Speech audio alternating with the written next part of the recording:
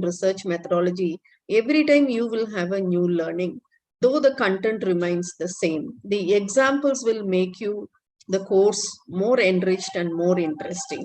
In that regard, we are very fortunate to have Dr. Deepika Khakha, Nursing Advisor to Government of India, as the first speaker who will be talking about the overview of nursing, overview of the research process. She is a passionate teacher and involved in teaching nursing research for the past 2 decades. And she has published several articles in indexed journals and in international conferences. Her experience is going to make the session very interesting for the listeners. And to say a word about Clinical Nursing Research Society, this society was formed in the year 2019. The headquarters is in Rajasthan. And last year they decided to have the zonal branches. That is how the North Zone branch was started. And I'm very fortunate to have very proactive EC members. With the help of them, it is possible to organize such a program. It is within 2 days, we have designed this program, contacted the speakers and did the flyers, contacted overwhelming response. Today, the registrations have crossed 3,000 in number. So that shows the confidence they have on the speakers, the expectations from the speakers and the course. I hope we will be able to meet their expectations. And CNRS North Zone was launched on 10th October 2022. And we gave the commitment, we will host monthly a nursing research excellence program. And we kept our promise. And every month we have organized, we have done 3 monthly research excellence program, and this is the first short-term course organized by the North Zone. It is all possible only because of the support from the participants, which is highly encouraging. Thank you very much. And I must also thank the organizing secretary, Dr. Muthu Venkatachalam, who took all the efforts to put the things in order and get it circulated, and he is holding the strings. Thank you, Dr. Muthu, for all your efforts. And thanks, Dr. Deepika, because we just called her day before yesterday, and immediately she agreed in spite of her busy schedule. She is holding the national portfolio. It is not so easy to accept in 48 hours notice to be a speaker. We are really indebted. Thank you very much. And over to Dr. Sushil. Thank you, ma'am, for your motivating words. It's all because of you that we are getting and achieving day by day all the milestones specific to North Zone CNRS activities, and all credit goes to you. And under your leadership, we are doing and working under your guidance. Thank you, ma'am. Now, I would like to invite organizing secretary of this short-term course on research methodology, my friend, Dr. Muthu Venkatachalam, who is very active in all the areas and activities of CNRS, to have more light on this short-term course. Welcome to you, and over to you, Dr. Muthu. Yeah. Thank you, Dr. Sushil, for your introduction. First of all, I thank CNRS and the President, Dr. Lata Venkatesan, for giving me the opportunity to be the organizing secretary of this, the prestigious short-term course, I would say, because we have organized this in a very short time, yet we have received the maximum response, which I have not experienced in any of my previous organization of this kind of programs. And also, in a very short time, they could be able to arrange speakers from eminent speakers from well-known institutes like all other AIMS. Also, the experience and well-qualified speakers for this program. I think the participants are lucky enough to be part of this program, and most importantly, all the participants are allowed to participate without any cost or any so that it is affordable for everyone, all the young budding researchers, and as well as for the PG students of nursing. So I take only 1 minute to introduce about this course. This course is a 20 hours program spread from 6th January to 16th of January, excluding Sunday. Total of 10 sessions. Each session is for 2 hours, which includes a lecture from speakers, as well as the question and answer session at the end of the program. Will be moderated by CNRS executive members on each of the day. And it starts from research process and overview by Dr. Deepika Khakha on inaugural day today, and followed by research gaps on 6th January, formulating research objectives and hypothesis on 7th January by Dr. Tomorrow, the research gaps and problem by Dr. Lata Venkatesan, Professor and Principal, College of Nursing, AIMS. And on 7th January, we have Dr. Suresh Sharma going to deliberate on formulating research hypothesis assumptions. And followed by on 9th January, Dr. Ratish Noyer, Professor cum Principal from AIMS Patna, going to deliberate on preparing conceptual framework for research. And on 10th January, Dr. Judith Noronha, Professor cum Dean, College of Nursing, Manipal, is going to deliberate on conducting a literature review, and research designs and non-experimental and analytical on 11th January will be dealt by Dr. Supalkar, Professor cum Principal, PGI College of Nursing, PGI Chandigarh.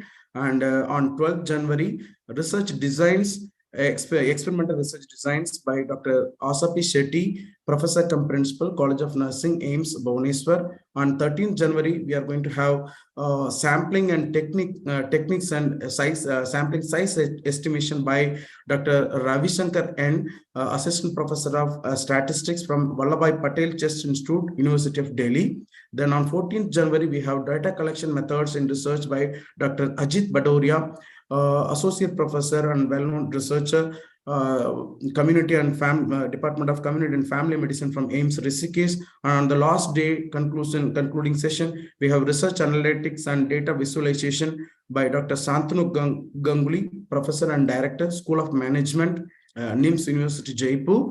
So we have all these eminent speakers covering research topics from research process till research analytics and data visualization. And I request all the participants to attend all day without fail, because in this course, the attendance for each session is mandated to issue a certificate at the end of the course.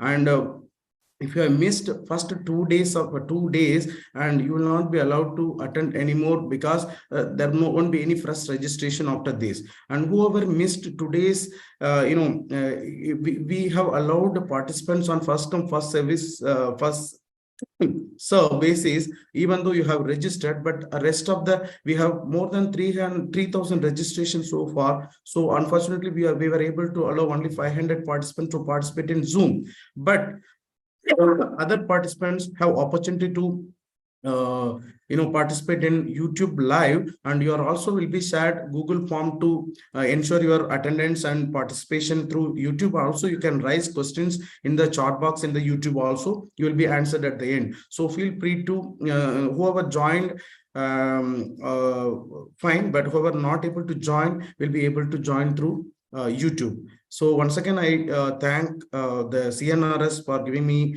the opportunity, and Dr. Lata Venkatesan coming up with this idea to serve all the postgraduate students and young researchers.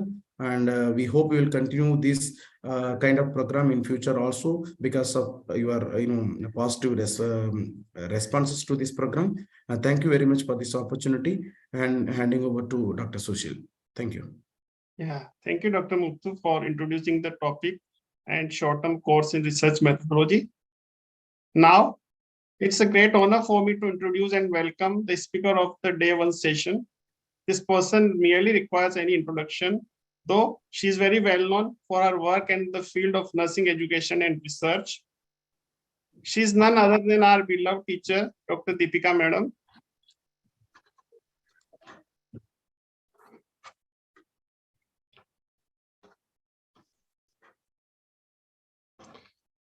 Madam is presently working as nursing advisor, Government of India. She has completed her MSc Nursing from Delhi University and PhD. Madam has received several awards and fellowships, and few of them are here, such as Amazonian of America Award for year 1999, Amazonian of America Award for Best Research for 2006. Madam has received Top Poster Award Evidence Live 13 from Oxford University, England. Madam has also received TNI Nursing Excellence Award category for academic work in 2021. She is the national consultant in 2 programs, international consultant in 5 programs. She is journal of 5 editorial working as members, reviewer of 18 national and international journals. She has completed 2 national research projects and 4 international research projects, supervised 7 PhD students and several postgraduate M.Sc Nursing students and 1 MD students. Madam is master trainer for GF ATM program. She has been district counseling supervisor for ICTC. Madam is member of WHO advisory committee, member of doctoral research committee for several Institute of Nursing importance in India. So there is a lot of things under credit for Madam. She has several citations, nearly 536. Madam has published books on essential of mental health nursing chapters, organized several conferences and workshops. Madam has been a speaker on 150 events and awards paper for 7 presentations and chaired several sessions. So I welcome Dr. Deepika Madam for our session on overview of research and research process. Over to you, ma'am. Thank you, Sushil, for those kind words.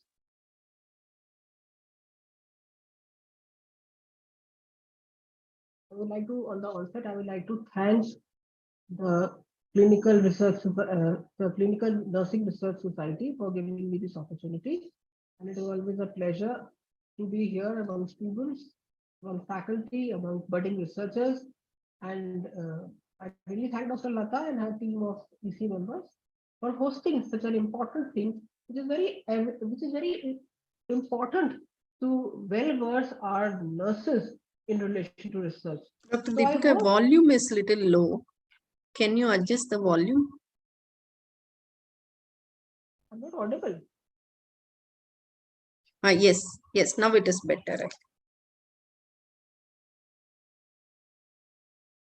So I would like to thank the Clinical Nursing Research Society for hosting this short-term training program, and I would also like to thank them for giving me this opportunity to be the opening speaker of this short-term training.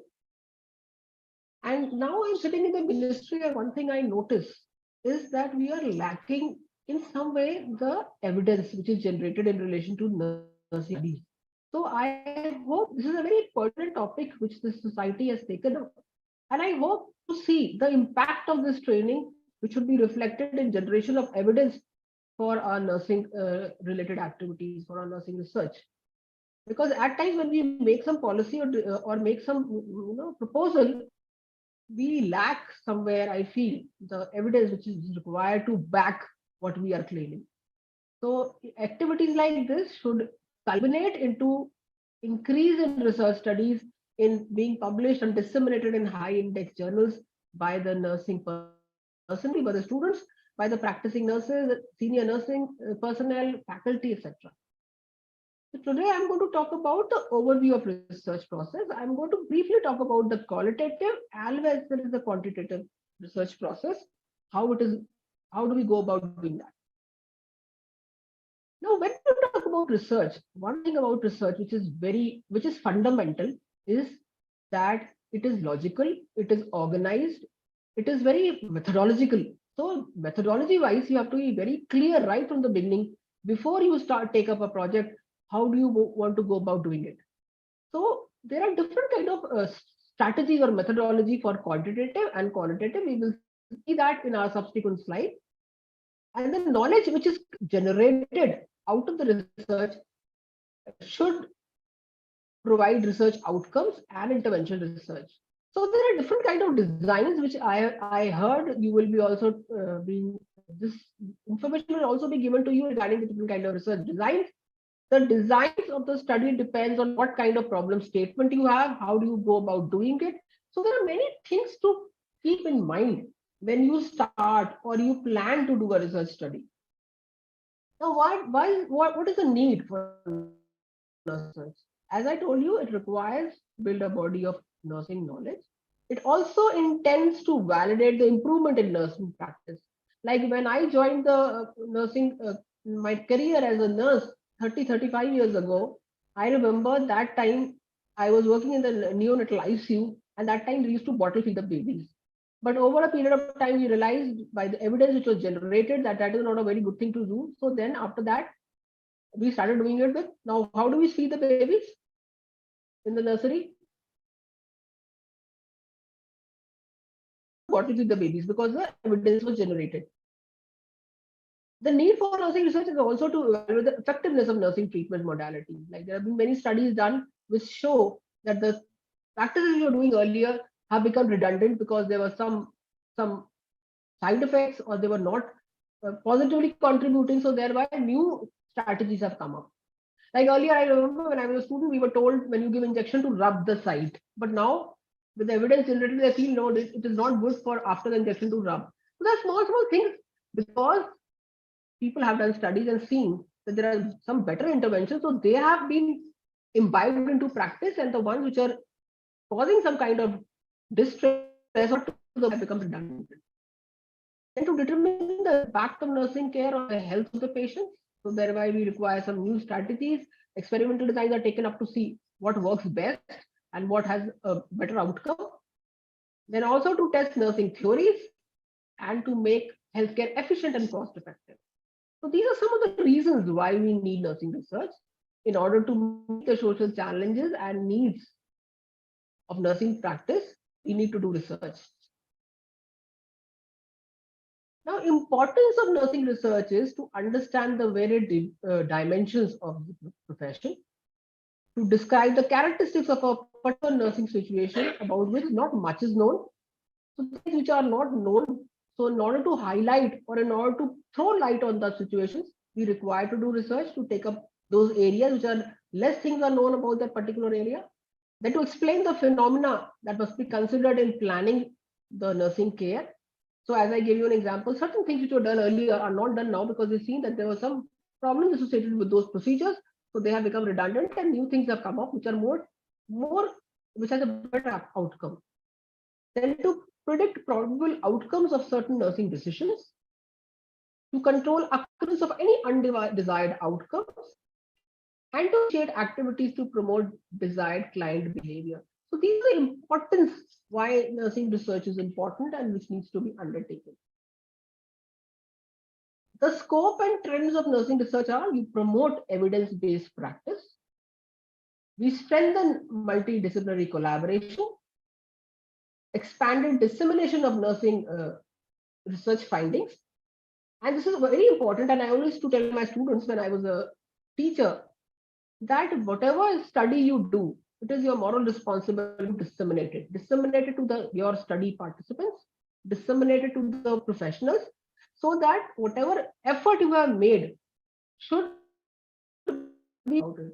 So dissemination can be done by many ways. You can disseminate it by publishing it in a journal. You can disseminate it in an oral presentation at a conference, or at presenting a poster at a conference, so that whatever you have done, people should know about it, and they should also get benefit from that. It should be reflected in the practice. It should be used to change the practice, or it should be used for improving the patient outcomes and practice. It also has increased focus on research outcomes and increased focus on the biophysiological research. So these are some of the scope and trends of research. Now I'm just sharing some studies. Like in this study, if you will see, this is a published article. In this study, you can see this is the impact. So this is an intervention. The intervention was on Jacobson progressive muscle relaxation and deep breathing exercises. This was the intervention which was given, and the variables which were tested, on which the intervention was tested, was anxiety, psychological distress, and quality of sleep.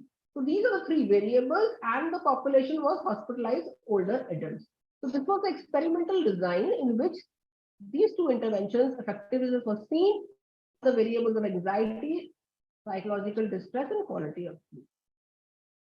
This is another example like in which we have tried to see the impact of a structured teaching program on the knowledge of parents regarding the home care management of a child with seizure disorder. And this was a RCT, which is a higher level of experimental design in which we have randomization, we have a control group and an intervention. At times, we also do research to develop and evaluate a tool. So this is also a reason why research is taken up. We develop a tool, we test it, we see the fact, there are different strategies, we see the reliability and the validity of the tool. So that itself is also a research activity in which we develop and evaluate a particular tool. So you can see the example here. Here the researcher has tried to find out the early impact of COVID-19 pandemic on the mental health of nurses in India. Now this was a study, that means there was no intervention given. The study participants were nurses, and there was a online survey which was conducted. Around 1100 nurses participated, and there was a DASH was used to see what was their anxiety, stress, and depression during COVID-19. So here no intervention was given, only a phenomena was studied of anxiety, depression, and stress during the pandemic among nurses. So this is a cross-sectional design. It comes under descriptive. Then after a very high level of evidence is created when we do systematic review and meta-analysis. I don't know whether they will come in this training program, but this is the highest level of evidence which is generated. And as you can see here, the researchers have tried to see the decline of mental health of nurses across the globe during the pandemic, during the COVID-19 pandemic. Now, talking about quantitative research, there are, as I said, it is a process, and there is a logical sequence in which we have to conduct a research. So there are different steps in the quantitative research. First is the conceptual phase. Then is the designing and planning phase, which is phase 2. Then is the empirical phase in which the data is collected. Then is the analytical phase, where whatever data is collected during the research study is analyzed. And then is the dissemination phase, that whatever information or the data which is generated after doing the research study, how the data is disseminated. Now talking about the major steps, as I have told you earlier, these are the major steps. Now we will see them one by one. Phase 1 is the conceptual phase in which we formulate and delimit the problem. What is the problem we are going to undertake, and tell how much is the area we are going to study. Okay. So for example, if you want to see internet addiction on adolescents, and on internet addiction on adolescents, and you want to see their sleep, their social viability, and their academic performance. So you are trying to see the impact of internet addiction on adolescents, and the variables you are going to study, only you are going to study the academic performance, the sleep, and the social viability. So you formulate that you will study this phenomena, and these are the variables you will take up. Then whatever is existing, we try to do the review of literature. What is already being done regarding internet addiction among adolescents? What are the variables have been studied earlier? How they went about doing it? So you get an idea once you think about a problem you're going to take up. You do review to see what is existing in the universe, what is the literature existing in relation to that particular problem statement you are studying, how you can improve or do better than the studies that are already there. So that is why you need to give it time to do extensive review of whatever problem statement you are taking. Then at times you can undertake some clinical fieldwork to see how much is already done, how you can go about doing it. If I have a conceptual framework, I heard that you're going to have a separate class in conceptual framework. What is going to be the conceptual framework you are going to take up? How are you going to, what is going to be the most pertinent as per your design, as per the variables you are going to study? Then you formulate the hypothesis. What are the variables you are studying? What is going to be a p-value? What is your study population? All that should be reflected in the hypothesis. Hypotheses are also many kinds: directional, non-directional, simple, complex. So there are different kinds of hypotheses. So depending on your study design, you have to develop pertinent hypotheses. Then phase 2 is the design and the planning phase. In first, you select the study design. Which study design are you going to take up? Like for example, if you want to see the family planning practices of a particular community, you can take it as a descriptive design that you take a particular community and you see the family planning practices of the particular community. You can also have a comparative study in which you can take a urban community and a rural community and see their family planning practices. You can also create an experimental design of these variables. That is, you can see what is the knowledge gap, what do they know, and then you can create a kind of a informational booklet or any kind of a intervention. You kind of try to sensitize them or teach them regarding the different family planning practices. And you can do a pre-test or a post-test. You can have either two groups or you can have a single group. You can have a pre-test post-test design. You can have a pre-test post-test control group design. So the same variables, different designs can be used, the same phenomena. It depends on what is your objective of the study. What do you aim to do?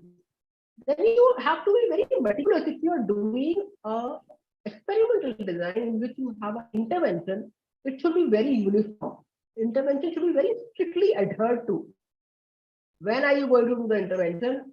At what time of the day? When are you going to do? How are you going to do it? Who is going to be your study sample? That has to be very clearly, explicitly explained in the study protocol. And also you have to also carry it out very judiciously. Because if you are not particular about your intervention, then there will be bias which will be introduced to yourself. So the intervention should be very, very strictly followed in your study population.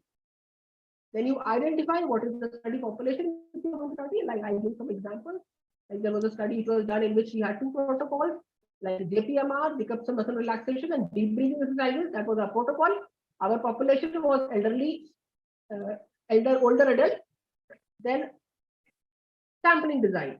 How are you going to do it? Are you going to do probability sampling or are you going to do non-probability? As per your design, your sampling will be dependent on that. If you are doing a descriptive study, you can either have convenience sampling or you can have randomization. There are different kinds of sampling designs. I think you will be that will be also taken up in the training program. So which kind of design you want to take? If it is probability sampling, the generalizability has a much higher stake probability design, but at times it is not possible to randomize. So the sample of convenience or non-probability sampling design can be taken up. Then you have to be very specific regarding how are you going to measure these variables. When we measure these variables, we have to see the reliability and the validity of our testing tools. How are you going to go about doing it? Is it an observation method? Is it a self-report method? Is it a biophysiological method? How are you going to assess your variables? Then after that, when you have picked up your variables and you have picked up your tools, like how are you going to measure your variables? At times there are certain variables and there are certain tools which are standardized, which are available in public domain. For that, you don't have to take permission. But at times they are copyrighted, so you have to take the permission of the author to use the tool in your study. That is very important. And after that, after all, we know that we have to take ethical permission for every study we do, which is mandatory now. So that is one of the requirements, that when you take up a tool, you have to take a kind of permission from the concerned author of that particular tool.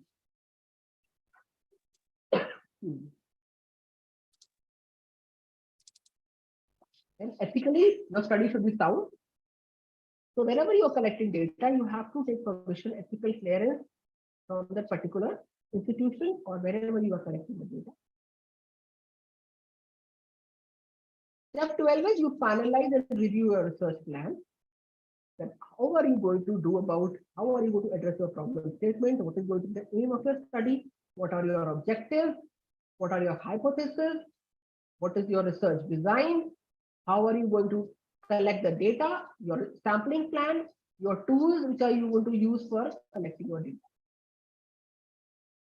Phase 3 is the most time-consuming part of a study, that when you start collecting the data. It depends on what kind of data collection method you are using. Is it a physiological, biophysiological? Is it self-report? Is it observation? How many points of time are you to collect the data? Is it cross-sectional, one point of time? Is it longitudinal? Are you going to collect data multiple points of time?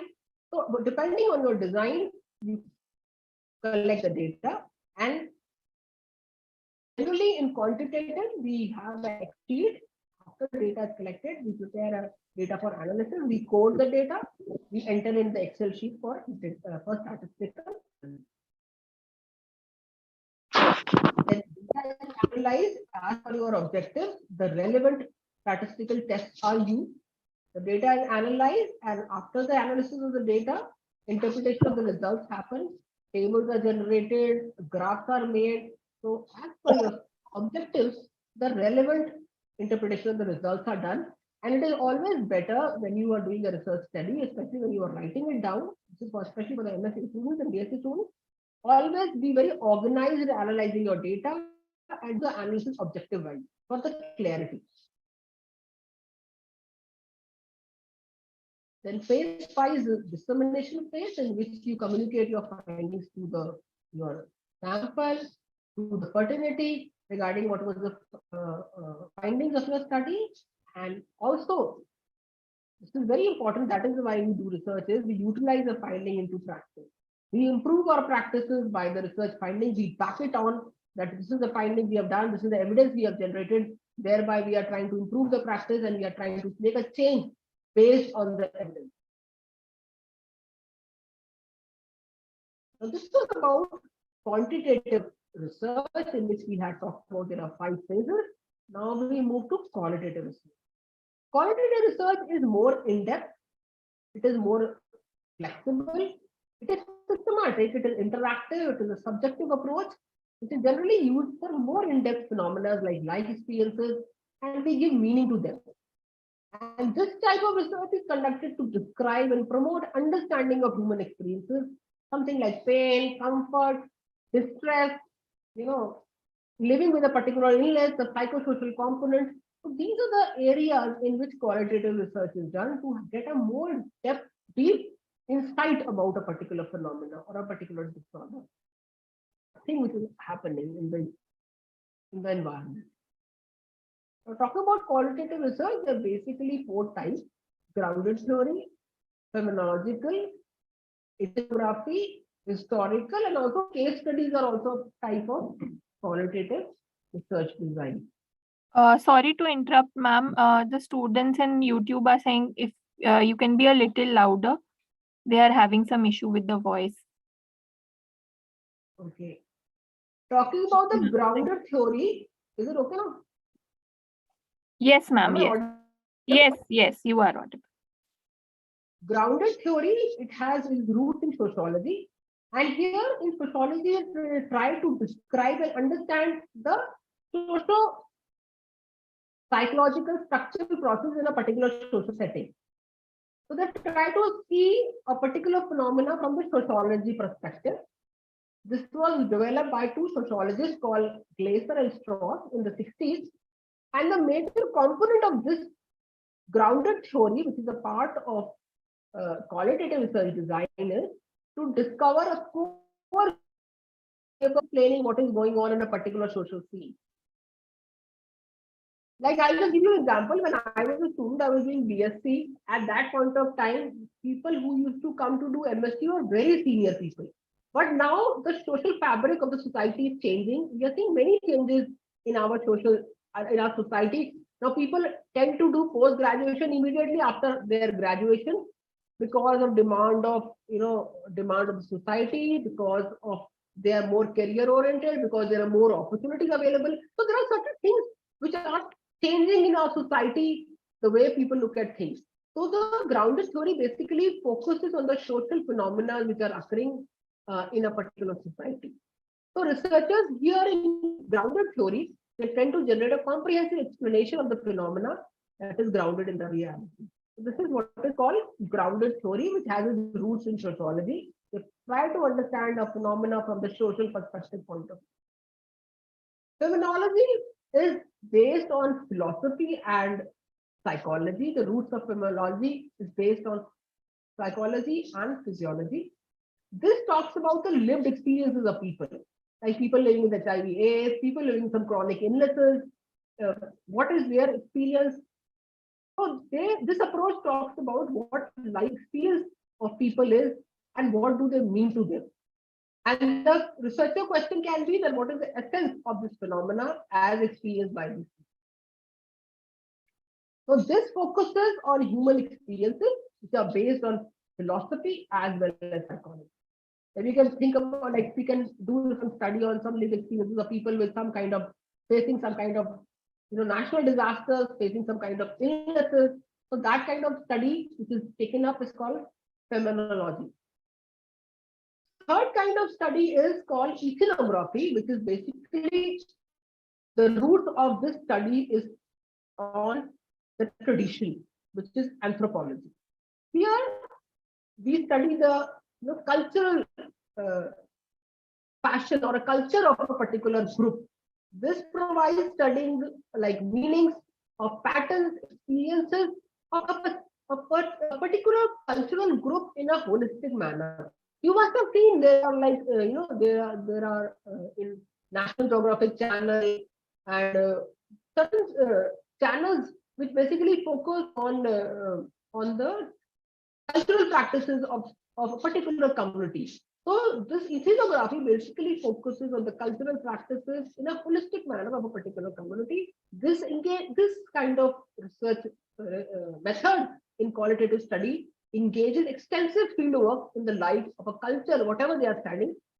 And here the ethnographers, their intention to do this study is to learn about the culture and learn it from the members of a cultural group. So this ethnography focuses on the traditions of a particular community under the study. Then the fourth is historical research. In this research they examine events of the past. Here, critical evaluation is done regarding whatever historical evidence which is available. You must have seen, many of you must have seen that History Channel in which they try to excavate certain things and try to study what particular time of the past was. So something like that is done in historical research. Here, the historical research is taken up to answer questions like about causes, effects, and trends that shed light on the present behavior.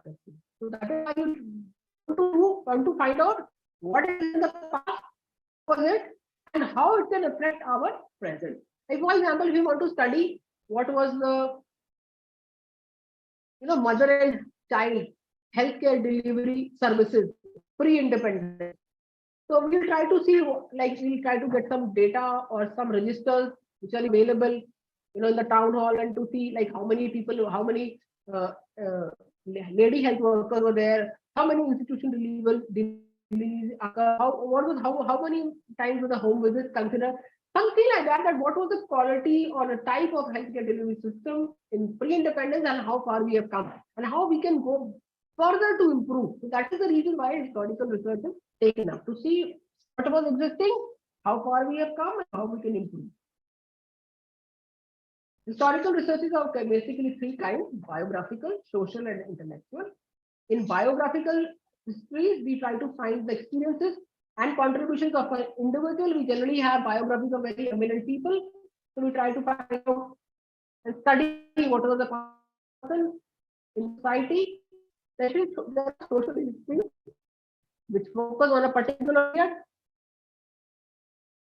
and they try to find and understand the prevailing values and beliefs that will help us to shape the subsequent development. Like if you see the social history earlier, if you see, our lifespan was much lesser. The lifespan of pre-independence was much lesser than what it is now. This reflects that our quality of life has improved, our healthcare services have improved. That is why our quality of life or our lifespan has improved. The life expectancy of women and men have dramatically improved pre-independence and post-independence. So We try to find out in social history what is a particular period. We try to understand what are the values and beliefs that were existing and how they have shaped subsequent development. The intellectual histories focus on the historical ideas and the way things were scrutinized and the way people thought, the value system they had, the intellectual mindset they had. That kind of study in historical research is called intellectual history. Now, we have talked about the 5 phases of quantitative research. Now, qualitative research has 3 phases. First, you conceptualize, you plan a qualitative study, you conduct qualitative study, and then you disseminate qualitative. The first phase, that is conceptualizing and planning qualitative study, you identify what research problem are you going to take up. Like one of my students had taken up a study that what were the lived experiences of patients who were hospitalized in the hospital in the second wave. So what were the concerns they had? What were the apprehensions they had? So that was taken up by one of my students, and hereby we identified that we are going to take up the lived experiences of hospitalized patients during the COVID-19 second wave. Since that time, not much literature was available, and generally they say in qualitative study, we should not do, it should be done in data. When we start, analyzing the data, because it can influence your, sometimes it can create bias and influence your data collection. Then in qualitative, generally these studies are done on site, that is, they are done in the community. So this can be a big challenge to select and gain entry into your research site. Now, this example I gave was in the hospital. If the same study we would have done in the community, that we would like to go to a house of a person who had COVID or any kind of loss they had due to COVID, then things would have been different. We have to, go through the gatekeeper of the community. We have to gain access to, some eminent person in the community. Then only collect the data. Research design, we have to take up in qualitative study. Like as I told you, here in this example which I gave you, the research design would be like phenomenology, because we are studying the lived experiences of a person in a particular situation like COVID-19. Then we have to also address ethical issues, which is mandatory both in quantitative and qualitative design. We conduct qualitative research, as I told you, it is more in depth. So we generally don't have time for qualitative research. We generally have some 4 or 5 theme questions, and those questions lead to other questions. So we begin by observing few people who had first-hand experience with the phenomena under study. I'll give you an example. If you are doing lived experience of patients with COVID-19, we will go and actually approach patients who have been exposed to COVID-19 and who were hospitalized in the second wave. Then the data is collected by discussions and observations that are loosely structured, and we allow expression of full range of belief, feelings, and behavior. So generally in quantitative study design, we have we have standardized questionnaires which are very structured. But in qualitative study, we have it is flexible. We have theme questions, but those questions can lead to other questions. So we have to have a very in-depth data we collect. So we have to be flexible in qualitative. In quantitative study, you can collect data, and one fine day you can sit and enter in Excel sheet. But in qualitative, it is always better that your data collection should be ongoing, because the data which is generated is voluminous. It is in form of verbatim. So now even there are many softwares which are available which can analyze quantitative data, qualitative data, but qualitative data analysis is very, very labor intensive. You have to make themes, sub-themes. So that requires a lot of effort. So it is always better that analysis and interpretation should be ongoing, and concurrent activities that guide your choices about the kind of people, sample you're going to take up, the questions you're going to ask, the observations you're going to make should be always done simultaneously. The day you collect interview, you do FGD, please go and write it down whatever you're finding. As I said, the analysis of qualitative study is intensive. It is a time-consuming aspect. Then analysis and interpretation should be ongoing process, and researchers should be able to identify the themes, the sub-themes, the categories in order to build a rich description of the study findings. And once the data saturation occurs, that means once your themes and categories start to get repetitive, that means your data saturation has occurred. And generally, in qualitative, our sample size is small. It is not as big as our quantitative study. So qualitative study, the sample size is relatively restricted. It is like much less than the quantitative study. So once your data saturation occurs, you gracefully depart from the field. So as I said that in qualitative study, we need to get into the study site. So we sometimes taking permissions can take a lot of time to come to your research site. And once your data saturation occurs, you gracefully depart from the field. You thank people who were your study participants for their time and gracefully depart. Because grateful departure is very important. Sometimes we will be told to come and do a follow-up study. If you have not gracefully departed, thank people. People may not cooperate the next time you come, in case you are supposed to do the follow-up study of the same sample which you have taken up. So always gracefully depart from the field after your data saturation. Disseminating findings of a qualitative study, you have to share the findings, conferences or journal articles, and the reports are in verbatim from the study participants. And here also the way, like we have reliability and validity, to see the authenticity of the data also, there are many things like peer review, peer debriefing. There are many steps we do to see to it that our data is reliable and valid in qualitative studies. I think that will be taken up further, in which we see that the data quality is maintained and the subjectivity of the researcher does not become a bias. Now, talking about, since I talked about both quantitative and qualitative study, I'll end up by telling you the differences between quantitative and qualitative. In philosophical origin of quantitative study is that there is logical positivism. Now, what positivism basically means is that whatever faction or knowledge you have gained is through observation and through measurements which are trustworthy. That is the meaning of positivism in research. Qualitative research, the philosophical origin is that it is naturalistic. As I said, it is mostly done in the research setting, which is the natural setting of the study participants. It is interpretive and it is humanistic. The focus in quantitative research is concise, it is very objective, whereas focus in qualitative research is very broad, it is subjective and it is holistic in nature. We try to phenomena in totality in qualitative research. Reasoning in quantitative research is logistic and it is deductive. Now, deductive basically means in research is that you test a hypothesis and it is based on a theory. And inductive basically means that you are, through observation, you are leading to development of a hypothesis. This is the difference between inductive and deductive.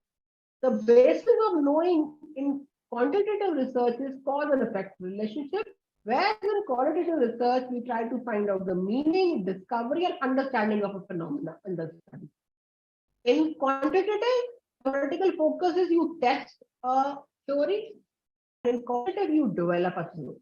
The methods of data collection in a quantitative study are like, as I told you, it can be either through structured self-report method, it can be through observation method, it can be through biophysiological method, which is like through interviews, questionnaires, psychological instruments, observational scales, and biophysiological measures. Whereas in qualitative research, the methods of data collection are unstructured interviews or observations. The data which is generated in quantitative research is in numbers, and the data generated in research is in form of words. So we have verbatim in qualitative research. Analysis which is done in a quantitative research is statistical analysis, whereas analysis done in a qualitative research is individual interpretation. So these are the basic differences between quantitative and qualitative research. Earlier, generally the trend in nursing research studies are that quantitative researches are generally are more opted, but now there is some change that people are also intending to do qualitative study as well. So I like to wrap up by saying that we conduct quantitative study, which requires very intricate planning and organization. The preparation of a timetable requires to be done, that we should have expected deadlines as to when we will do what, like when we will conceptualize, when we collect data, when the data will be analyzed. So that should be very intricately planned out, especially when you are doing it as an academic requirement. When you are conducting a data and doing a quantitative study as an academic requirement, we know we are time bound. So within a period of 1 to 1.5 years, your study should be over. So you need to take up a study in such a manner that it should be over by the stipulated time which you have for conducting your study. Qualitative researchers begin with a broad question regarding the phenomena of interest, whatever they are studying. The flow of activities are more flexible, as I told earlier, in a qualitative study, and researchers begin and select a site and gain access to that site of the research qualitative study. They collect data, they analyze data, and they interpret data. In qualitative studies, the researcher the shape of the direction of further studies, how further they can go about it. They guide a development of a structured measuring tool for assessing the clinical and research purposes. They shape nurses' perception of a problem or a situation and conceptualize potential solutions regarding whatever was the phenomena under study which was taken up in a qualitative design. We know that research is very important, and research is important in creating new knowledge. It adds to the body of knowledge. That is why it is important for us to take up studies, generate evidence, better outcome. And scientific research is one of the most exciting and rewarding of all occupations. So we should not shy away from taking up studies. We should always try to do some studies, even if you're working in the clinical, try to do some study and present. Recently I had attended one of the conferences, and I was a judge in one of those conferences in which one nurse working in the trauma center had done a one-day study. At the day of Holi, she did a study to find out what kind of injuries come on that particular day. Now, it's a one-day study, but it's a good big impact. Now, the impact of the study is that next time before Holi, the nurses can plan that what kind of things they required, what kind of generally what kind of injuries they come, and next year planning will be much better depending on the finding of the particular last year's kind of injury or trauma. Patient came to a trauma center on the day of Holi. So small studies should also be encouraged.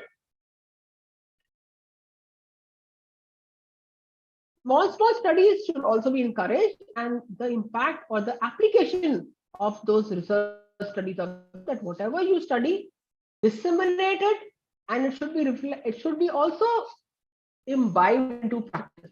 So that is very important. So with this, I would like to end my session, and thank you so much for your patient listening. So I would like to just summarize by saying that today we talked about two basic types of research, quantitative and qualitative. We talked about the need and importance of nursing research, the scope of nursing research, and the different phases of quantitative and qualitative nursing. So thank you so much. Thank you, ma'am, for your wonderful and elaborative presentations on overview of research. Madam has highlighted research, need for research, various phases of research for qualitative as well as quantitative, and specific differences between both of them. Thank you, ma'am. Now we have few questions with us from the delegate sides. Dr. Lata, ma'am, if you allow, we can proceed for question and answer session. Yes. Some of the questions I answered. Ma'am, Madam Deepika can address those questions again so that everybody can listen, Otherwise, only the individual would have got the answers. So you Ma'am, can read the questions. should I take those questions which you have answered again? Yes, yes. Okay. Because the answer will be seen only by one participant. Here, when you discuss, no, everybody will be listening to the question answer session. Okay. Yes. Yeah, ma'am, the first question from Komal Chaudhary is, can you please give a example for ethnographic study? Like we can study like some populations, like a particular community in a particular state. What is the cultural practices of that particular community, or things like, so that is kind of like we see the National Geographic Channel and Discovery Channel. They generally talk about certain particular communities, and they in depth tell about the cultural practices of that particular community. Some especially like a marginalized or ostracized community. So things like that can be taken up for ethnographic study. Okay, thank you, ma'am. The next is where we use qualitative research designs. Like, what are the areas where a researcher can use this type of studies? See, this depends on your problem statement. What do you intend to study? Like I gave an example that one of my students had done a study on lived experiences of patients with during COVID-19. Another one of our students had done a study in which she had tried to see that children born with congenital malformation, what is the experience of the mother and the father when the child is in ICU. What were the concerns they had. Now once we found out what were the concerns, we had informed the doctors and nurses that these are the apprehensions and concerns they have regarding their child. So if the information is given, like one of the major concerns reflected in that qualitative study was that they don't get to know regarding the status of the child, like what is the condition of the child on daily basis. So the finding was that the implication of the study was that some time should be deputed to these parents by the doctors, that once like after during the visiting hours, or we can kind of decide at 5 o'clock or 4 o'clock that we will call all the parents and update regarding the condition of their child. So any phenomena, as I told you, there are 4 kinds of researches in qualitative research. Depending on your area, what you intend to study, you have to decide what design you will take up. Okay, thank you, ma'am. One question, not directly related with your presentation, but if you want, you can address, ma'am. That is, what can one researcher publish his research finding in a journal, as well as can he or she present in a conference? You can present in a conference and later publish in a journal. But after you have published in a journal, you cannot present it in a conference. Another thing which I like to make it very clear is, please don't publish your paper in 2 or 3 journals. It's ethically incorrect.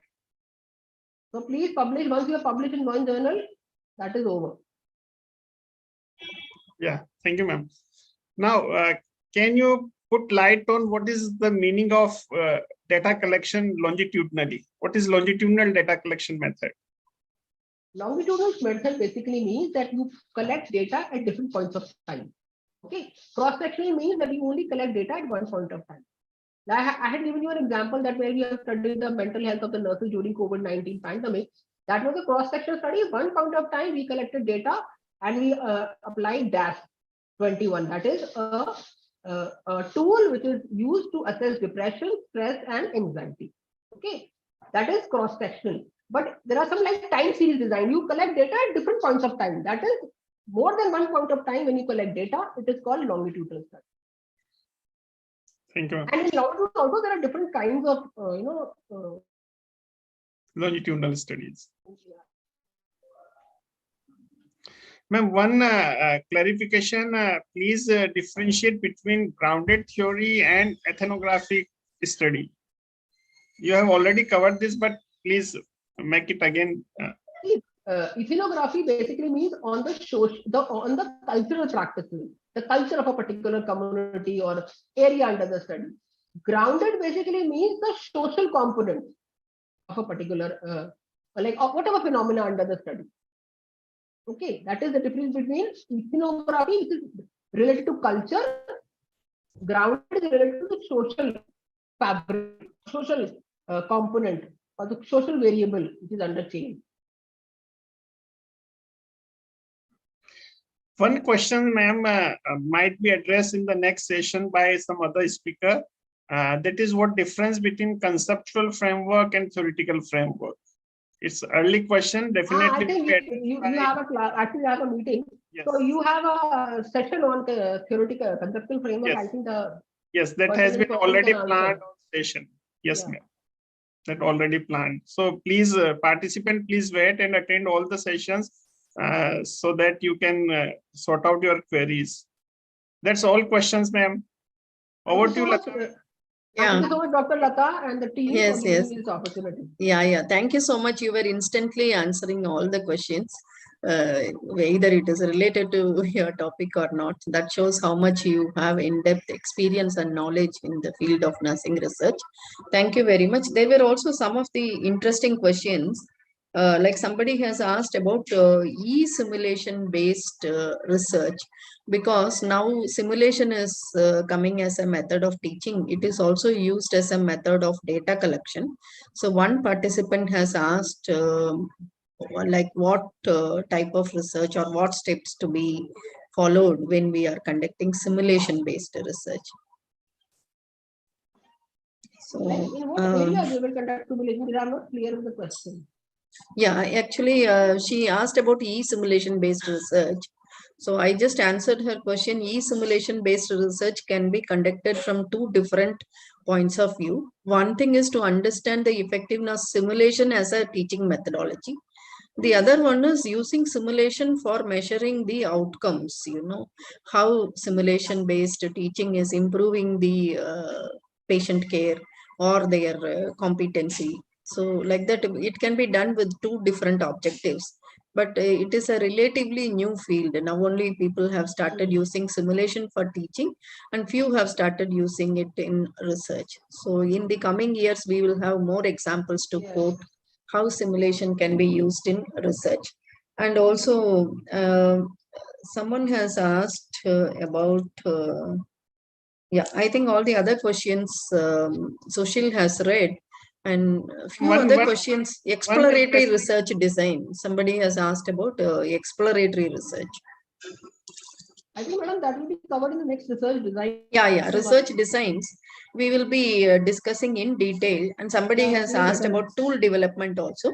So tool development also will be discussed in the session on data collection. Methods of data collection will concentrate. So this is just providing an overview about the research process. So I request the participants to continue to attend all the sessions. And you can reserve your questions and doubts related to the topics, and the experts will be able to answer. And there are also few questions related to membership. Though Clinical Nursing Research Society is a very young society, I think it is catching up very well in implementing its objectives and promoting evidence-based practice. The society will get strengthened, will be getting strengthened with membership. So we also invite and promote membership. Miss Mary Lynn is the membership committee chairperson. She has posted her contact details. Please message her. She will be able to guide. The membership form, the Google form is also posted in the chat box. Please use it. Visit CNRS website. CNRS headquarters is hosting the website. There also the details are given. We will be very happy to have more members joining the society, because the volume will speak. And we have Madam Deepika Khakha, the nursing advisor to Government of India. Madam also can give us the opportunity maybe for some research projects from the ministry, or in multiple ways how the society can be strengthened. We will be expecting your support and guidance to make this society helpful for the nursing fraternity. Yes. And anything else, Sushil, we need to discuss? Yeah. Thank you so much, expert ma'am, Dr. Deepika, as well as Dr. Lata Venkateshan madam, for giving me opportunity to moderate this session. I would also like to announce the topic for tomorrow's session. The topic for tomorrow is research gaps and problems, identification, variables, and statement. And this has to be taken by Dr. Lata Venkateshan, Yeah. Principal Yes. Yes. and Professor, College of Nursing, AIMS, New Delhi. So dear friends and delegates, please be available and join at sharp 4 p.m. tomorrow evening. So Yeah. see you tomorrow. Thank you. Dr. Sushil, before closing, there was one more query. What is the difference between conceptual framework and theoretical framework? This is one of the common doubt everybody has. So the conceptual framework is mainly used in a particular research, whereas theoretical framework is very broad. All the components of the theoretical framework may not be studied in a single study. So in research, usually we use the terminology conceptual framework, not the theoretical framework. So conceptual framework is more focused on some of the components of the theoretical framework relevant to the taken research study. And somebody has asked some more One questions. question is there, what is best? Is there any difference in medical or nursing research? Yeah. Medical and nursing research, of course, there will be definitely differences because, the way of functioning itself is different. The medical team concentrates on curing a particular disease or curing illness, whereas nursing is a caring profession. So we care for the people. So we focus on the caring component, whereas the medical research, they concentrate on curing component. And some of the studies we are not permitted to do, like drug trials, in invasive studies, all these have limitations, whereas the doctors, they are given permission to conduct drug trials, bioequivalent studies. So those kind of studies we may not be able to carry out. So that is the difference between the medical, but the methodology is the same, whether it is a medical research, nursing research, or social sciences research, or managerial sciences research. The methodology and the process is the same. Only thing is the focus areas differ with the legal restrictions. Even ma'am, we can join as a co-investigator. Yes, we can join as a co-investigator and help in drug trials. They have many clinical trials. Invite the master's students. They are part of the project. M.Sc nurses and PhD nurses are working in many research projects, and they are contributing as in the data collection process. Yes. Yes, ma'am. Right. Any other interesting question was there? Difference between inductive and deductive reasoning. This will come in hypothesis session. In hypothesis session, this will be addressed in detail. How we go from general to specific, specific to general, that will be discussed. And one more participant is asking to create a WhatsApp group with the experts to clarify our doubts in between. Yes, that can be done. Yes. And working to assistant professor membership is free. Yeah, membership, it is on a very nominal payment. As of now, it is not free, but you can check with CNRS. They might give some complimentary membership based on your credentials. There was one more question. Yes. That whether qualitative research requires ethical permission as we are conducting subject individually. Yes, definitely. It requires ethical permission because we are involving human beings. So whether it is a data collection of their lived experiences, or there is no invasive interventions done, still ethical permission is required. Because I still remember when I did a study on infertile women, I had a questionnaire on attitude towards the treatment options available for infertility. In that, I have included surrogacy and adoption also. So when I gave the tool to the psychologist, he said that a person may not be requiring surrogacy and adoption. So how can you ask the question, what is their attitude towards surrogacy and adoption? That means they may think that they may not be able to conceive. That is why this question is asked to them. It may psychologically hurt them. So he was objecting that you can ask the question only what is relevant to them, which treatment is applicable for them. We cannot question beyond them. So like that, ethical permission is definitely mandatory in any kind of research study involving human beings.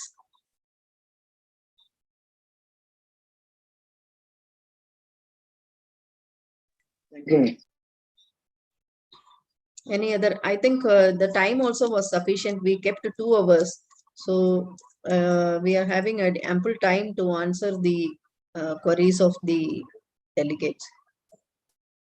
The question and answer session is making it more interesting to listen and answer. One question is, what is like data saturation in qualitative study? Data saturation is the cutoff point for determining the sample size in qualitative research, that when you're able to receive adequate information, when the information is repeated by the participants, like the participants give same kind of answer repeatedly, then that is the point of data saturation. So that there we can stop enrolling more members. When the data is getting repeated by the participants, then we have reached the point of saturation. Yes. One is, ma'am, like the question might be not clear. Which method I can use to review the content of syllabus? Like Content of syllabus, gap analysis can be done. They can compare with some of the standards, and a comparative study can be done, or gap analysis studies can be done. yes, ma'am.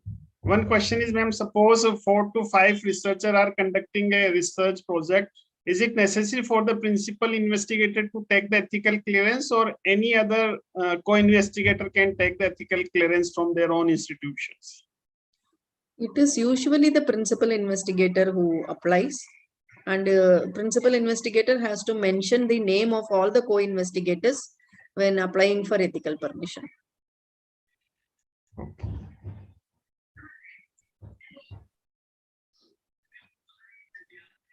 Because if any ethical issues arise, the principal investigator is the primary respondent. So it is better the principal investigator applies for the ethical permission, mentioning the names of co-investigators. Also, all the records and reports and like auditing of the data which might happen in the future has to be kept under the record of principal investigator. Yes, yes. So it's his or her duty to take the ethical clearance also from the own institution. Exactly. Now, Komal has asked one question. Can you read that? Because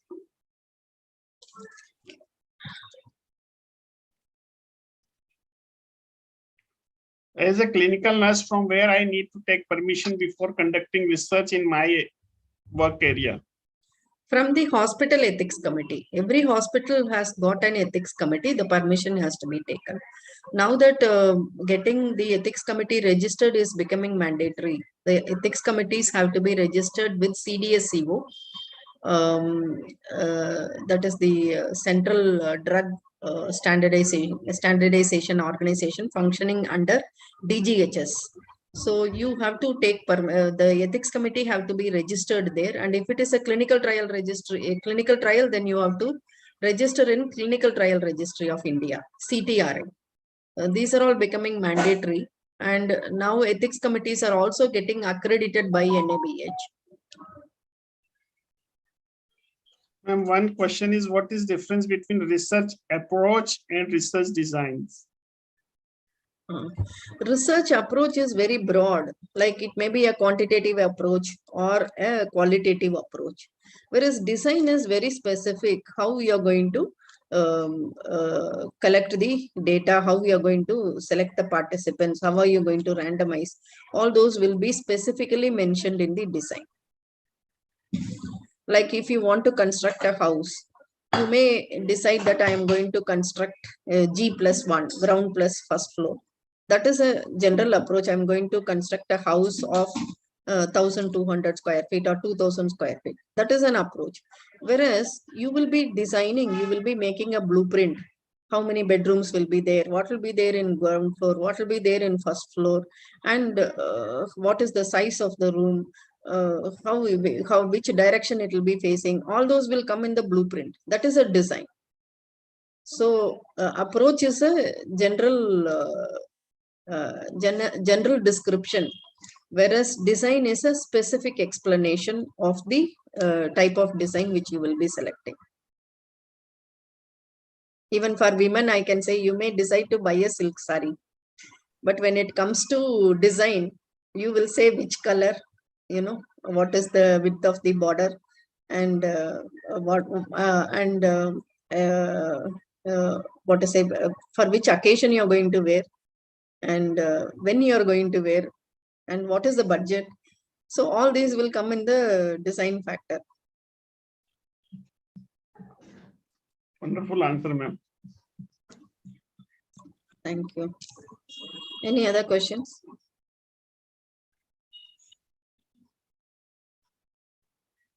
That's all, ma'am. Many of the questions, although you have answered from your side, but definitely all of the questions are going to be covered in the subsequent sessions by the different experts. Yes, somebody has asked one-line answer for framework. One-line answer for framework is you're showing the relationship between the variables. How the variables are linked with each other. You're diagrammatically presenting. Otherwise, you can say that it is a lens through which you are going to see the relationship between the concepts or ideas. That will be one-line answer for framework.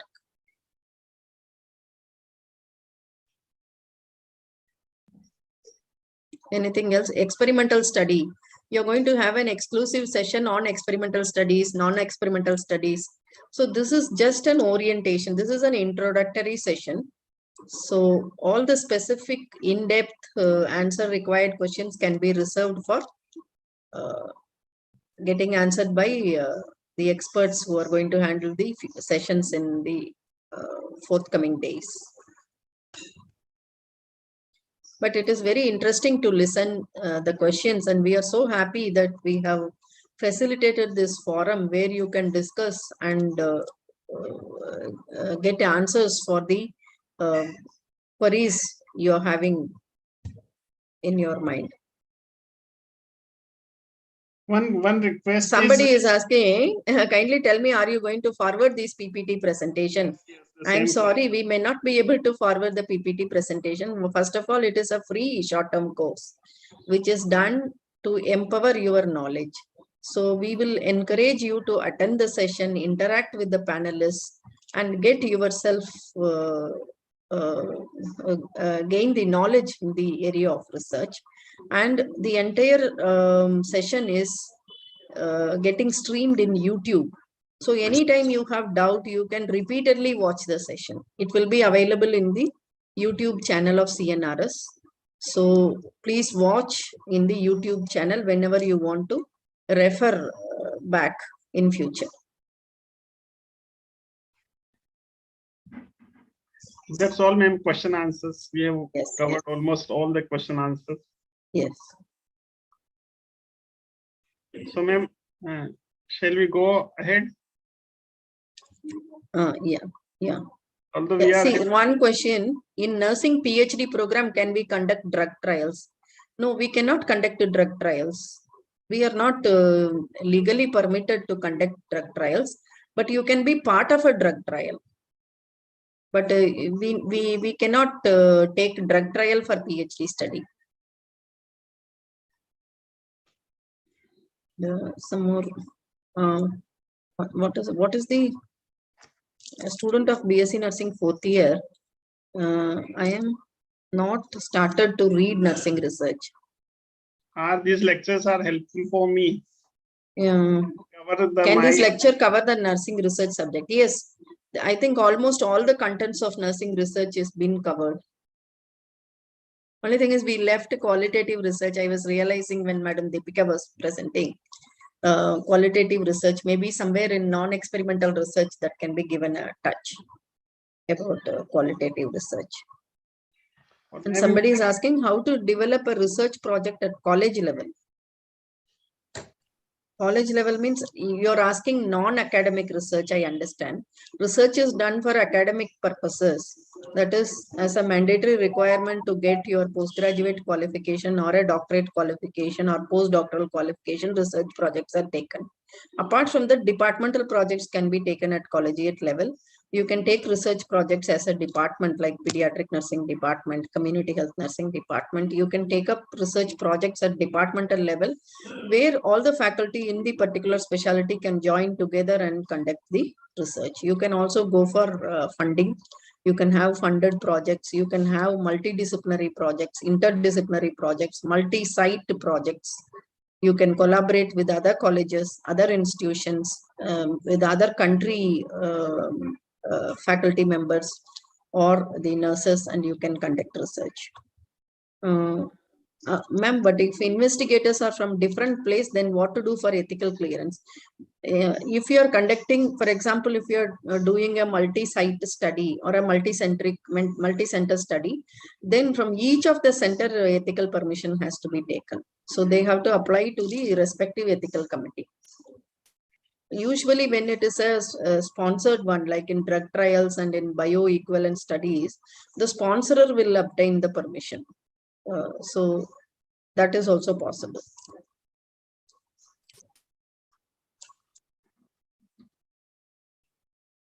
What is the difference between true experimental and quasi-experimental design? So that will be explained in the session on experimental research design. Anyway, now still we have few more minutes of time. I can say that true experimental design means there are three characteristics of an experimental design, or three mandates of an experimental design. That is manipulation, control, and randomization. If all these three criteria are fulfilled, then it is called a true experimental design. Whereas when you are not able to have an equivalent control group, and where you are not able to randomize, when randomization is not possible, then it is called as quasi-experimental study. And sometimes you will do a pre-test and post-test on the same group, then it is called a pre-experimental study. So manipulation, control, and randomization, all the three criteria to get satisfied, to get classified as experimental, quasi-experimental, or pre-experimental study.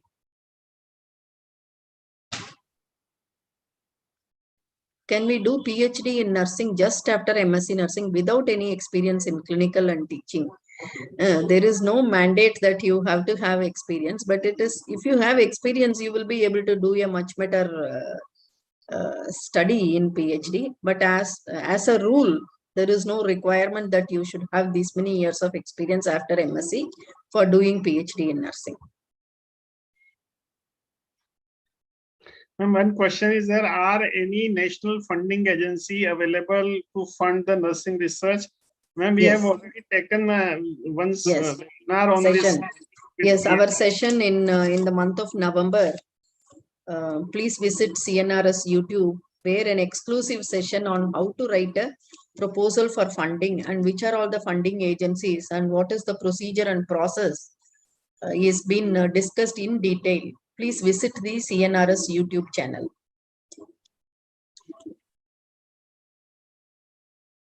What is the sample size for PhD study is one question. You know, there is a session on sample size calculation. It is depending upon the title of the study and based on the previous review of literature. And to measure the impact, there is a formula which has to be used to decide the sample size. There is no sample size for MSc study, PhD study like that. But usually they say that to be statistically significant, the sample size must be minimum 30. When the sample size is less than 30 for a quantitative study, then you cannot generalize the findings. That is a common understanding. Again, there is no guidelines which is stating that. I also would like to add, ma'am, that there now we have certain softwares which are available to calculate the sample size. Correct. Like G-Power software, which requires certain information from the researcher side, like level of significance, p-value, power of the study, and effect size. So if Yes. these three things can be put in that software, we can get the required sample size for different type of tests which supposed to be applied during the analysis part of the study. Yes, yes. And one participant has asked, I am interested in drug trials. Can I do along with medical practitioner for my PhD? No, PhD is you have to do the research study independently by yourself for the award of qualification. So there you cannot be a co-investigator. So you can you cannot have medical practitioner as principal investigator in your PhD study. You have to independently carry out the study. Is there any platform for beginner researcher can join research activities with the expertise? You can join CNRS. We are planning a lot of activities. So we can strengthen your interest in research. One question is how we can identify like which journal is indexed or which is not indexed for publishing research article. Yes. Deepika madam is online. Madam has published in indexed journals. So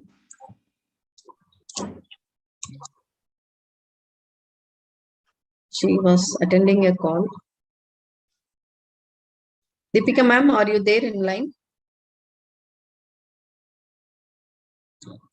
See, there are PubMed is one of the indexing organization. You can see the PubMed indexing, and UGC lists certain journals which are approved by University Grants Commission, and MCI, currently the NMC also has published a list of journals which are accepted and approved by them. So those are all indexed ones. And in nursing, we have got CNRS, that is Cumulative Index of Nursing and Allied Health Sciences Literature. So they also include the articles which are published in certain journals. So these are all the indexing databases. You can see whether these journals are included in the indexing databases. Then you can decide whether it is an indexed journal or not. And the databases also maintain citation index and citation impact factor and citation index. Impact factor is for the journal and the citation index is for the individual author. Like how many people are quoting your article will improve your citation index. We will have a separate session on this intellectual property. I think we already had, no, intellectual property rights, impact factor, and no, we had copyright and patent. Maybe one session on impact factor and citation index, how to find out predatory journals, indexed journals. We will host a session. That might be covered in the last session in dissemination of research findings and like how to identify the research journal by the speaker in this same online short-term course in research methodology. Yes.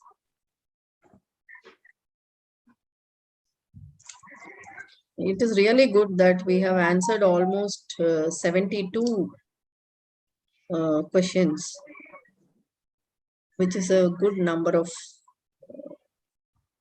response. Kindly clear, madam, can we have data collection for control and experimental group from same sitting? Is there is any restriction? No, there is no restriction. You can have it in the same setting, but you have to see that there is no contamination which takes place, where the control group also comes to know the intervention. So you have to do blinding, single blinding, double blinding. So the procedures have to be followed, but it can be in the same setting. Yes. Fine. Shall we?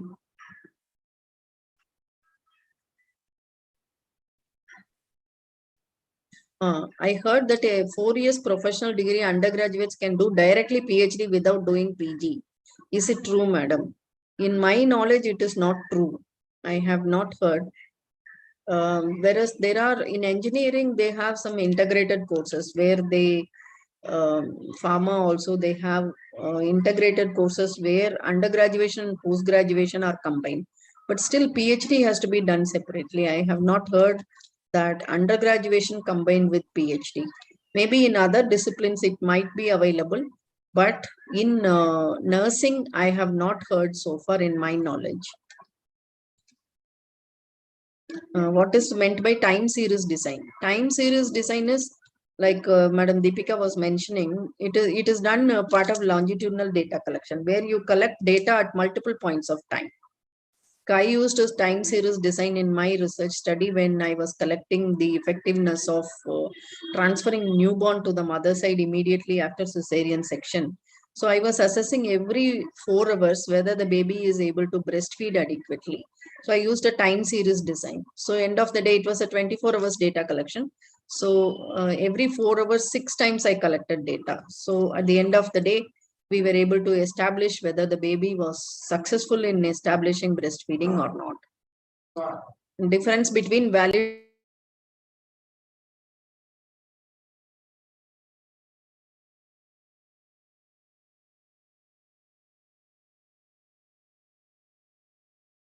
So validity is you check the content, by giving it to the experts. Whereas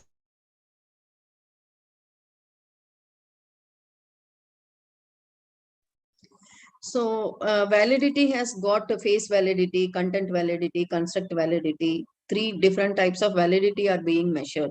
Whereas reliability is upon repeated measurement, whether the instrument is able to measure the same way it measures. For example, reliability of a biophysical instrument. If you are using a BP apparatus, whether it is measuring the BP accurately among all the participants when you use repeatedly.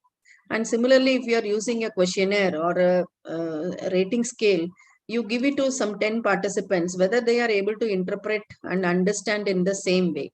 So that is called, and you can also, there are multiple ways of testing the reliability that you will understand in data collection tools.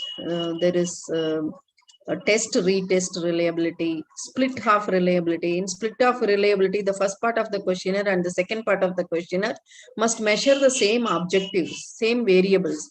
So that is a split half technique is used to see the reliability. So like that, it is a different chapter which we will be discussing in the forthcoming days. Yeah. What is the process to publish the article? Process to publish the article, first of all, you have to prepare your article based upon the journal where you are planning to publish. Because every journal will give their guidelines. What is the number of pages? What is the font size to be used? What is the spacing? How you should present your content, and how you have to give the plagiarism certificate. All those guidelines will be published in the journal, and you have to select the journal first. Read the author guidelines and prepare your manuscript based on the guidelines. Then you have to submit the article. Many people are charging now, but there are free journals which are available. And when you're selecting the journal, please see that it is not a predatory journal. It is an indexed journal. Check its impact factor so that you will have many people reading your article and your citation index will improve. I think in qualitative studies, whether we have hypothesis or assumption, I need to check that. Usually hypothesis is used in quantitative studies, but qualitative study also can have hypothesis. And one question is there, can we do or use Ayurvedic drugs for nursing research study, like suppose turmeric powder or like tulsi, use of tulsi and like this, because many of the nursing students are doing those studies. Yes. I think they need to have very good review of literature support. And it is better to have one of the alternative system person as your guide. Co-guide can be from the system of alternative medicine which you are taking, like acupuncture, acupressure, some of the naturopathy treatment. Then you can have the Ayurveda specialists. They can be your co-guide. And if it is part of a food product like turmeric, all those we use it regularly in our food, but the method of preparation, the quantity, you have to have the ethical approval and review of literature. I have seen some people have taken for renal failure, for uterine fibroids. One patient was taking some leaves, in huge quantities, raw leaves. Finally, it resulted in renal failure. So you have to be very careful with the quantity you are using and the proven effects in the research. With the support of the practitioner in alternative system will make you more safe in conducting such kind of studies.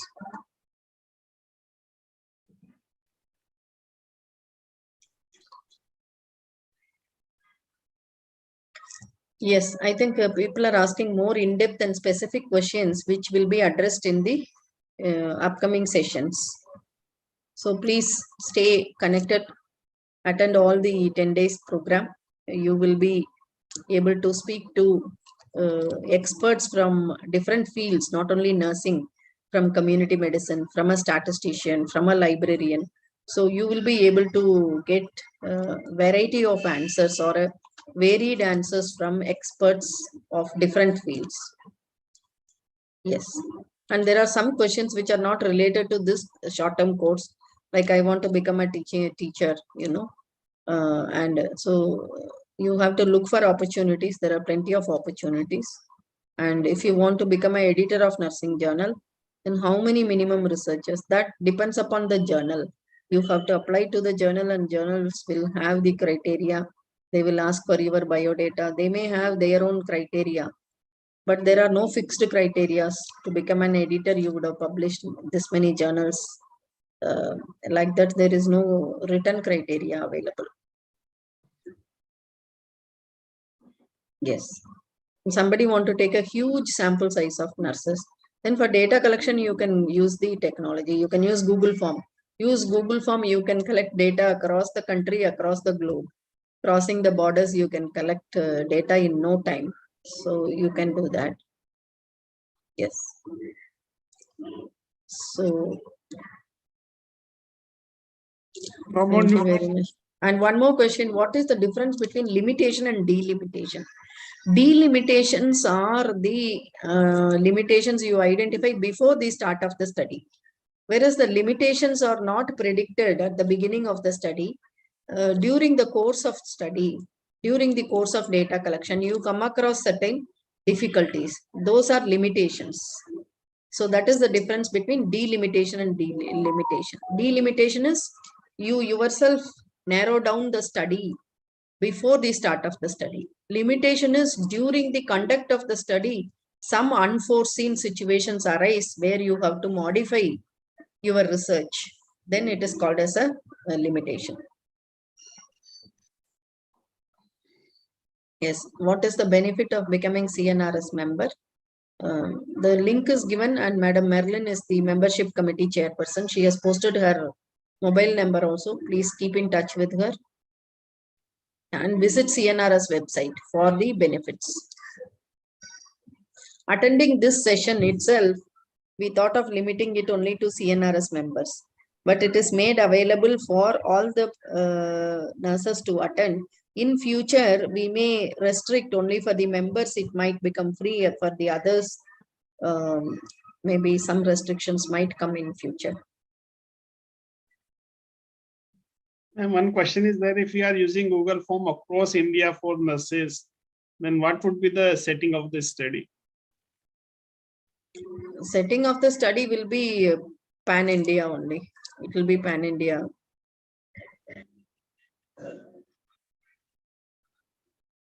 Yes.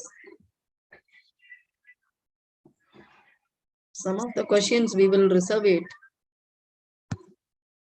And we will come back with accurate answers.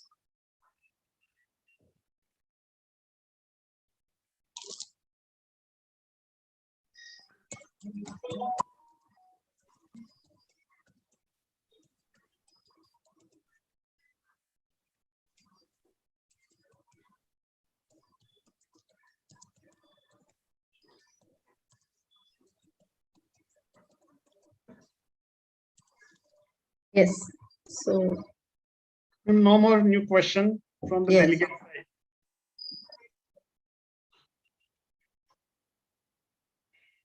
Yeah.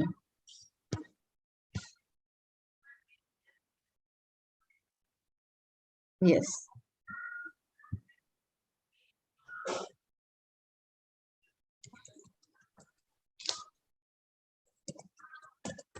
So we can close the session. Okay, ma'am. Thank you all the delegates. Speaker of the day, Dr. Deepika ma'am. President CNRS Lata ma'am. All the participants, please be ready for tomorrow's session at sharp 4 p.m. Thank you. Have a good day. Thank you all. So see you tomorrow at 4 p.m. Thank you.